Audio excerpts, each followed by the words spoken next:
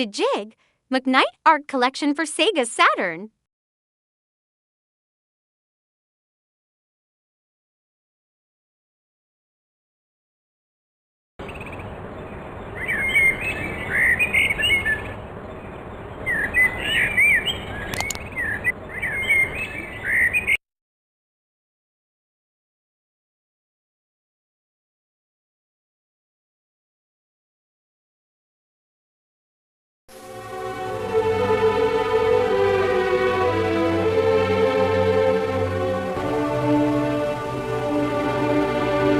One thing people have noticed over the years is my work has gotten more cluttered. And I think part of the reason for that is when I was a bachelor, before I got married, my place was pretty empty.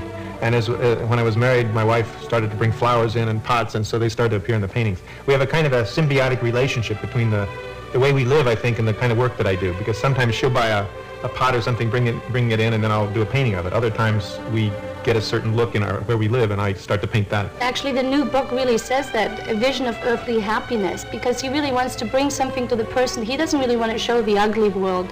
He doesn't want to show the troubles that we live in, the problems that we deal with every day. He wants to bring something to the people that they can draw strength from.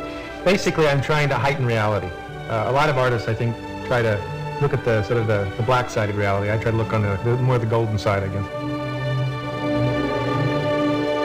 Normally when I do a painting, I don't do it from on the spot. I mean, I first go someplace, I think about it, I take some photographs so that when I go back I'll have memory of certain details, architectural details and so on. But basically, I get an idea after let's say I'm in Capri. A few months later maybe I'll suddenly remember some beautiful setting in Capri. I'll sketch it out, and then when I actually do the painting, I'll confer with my photographs to see what a certain shutter looked like or what a certain color was and that sort of thing. But in the end, it will never look like that exactly, No. because he'll put his own feelings in there and something that he would like to see, yet in Capri wasn't like that, you know. I'll take out the trash cans, you know, on the little via, leaving the oleanders. People ask me why I put the sun and the moon in my paintings. And I really didn't know the answer for a while until I realized that probably it's because I wanted the work itself to have its own illumination.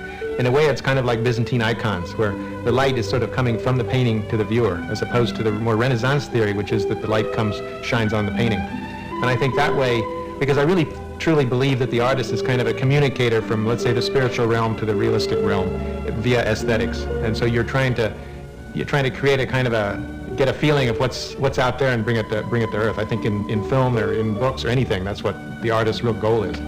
Because there's a certain kind of, I think, especially today, I think we lack a certain harmony in our lives. And I think it's the artist's role to create that harmony.